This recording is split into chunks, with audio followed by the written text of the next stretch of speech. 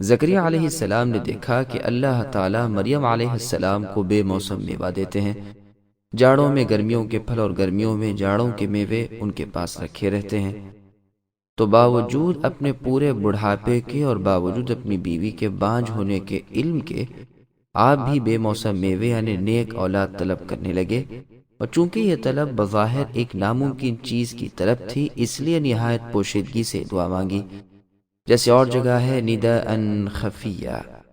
یہ اپنے عبادت خانے میں ہی تھے جو فرشتوں نے انہیں آواز دی اور انہیں سنا کر کہا کہ آپ کے ہاں ایک لڑکا ہوگا جس کا نام یحییٰ رکھنا، ساتھ ہی یہ بھی فرما دیا کہ یہ بشارت ہماری طرف سے نہیں بلکہ اللہ کی طرف سے ہے۔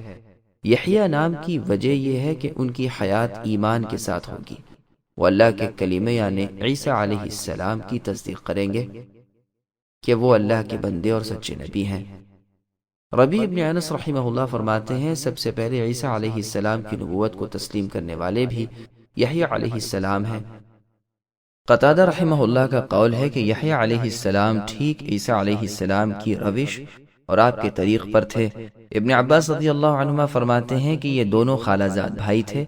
یحییٰ علیہ السلام کی والدہ مریم علیہ السلام سے اکثر ذکر کیا کرتی تھیں کہ میں اپنے پیٹ کی چیز کو آپ کے پیٹ کی چیز کو سجدہ کرتی ہوئی پاتی ہوں۔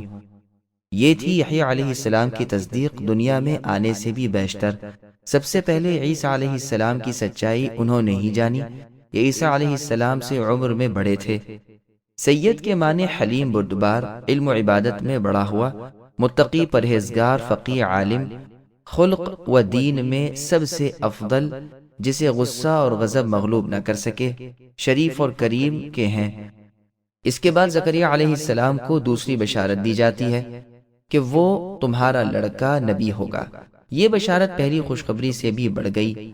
جب بشارت آ چکی تب زکریا علیہ السلام کو خیال پیدا ہوا کہ بظاہر اسباب تو اس کا ہونا محال ہے، تو کہنے لگے اے اللہ، میرے ہاں بچہ کیسے ہو سکتا ہے؟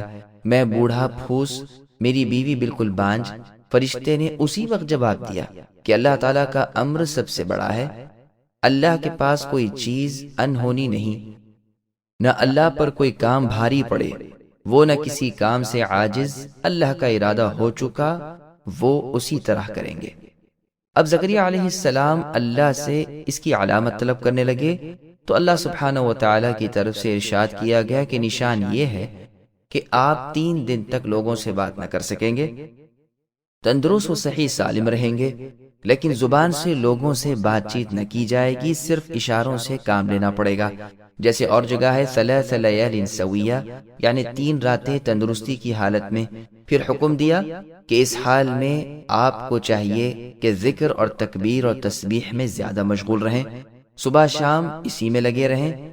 اس کا دوسرا حصہ اور پورا بیان تفصیل کے ساتھ سورہ مریم کے شروع میں آئے گا انشاءاللہ تعالی۔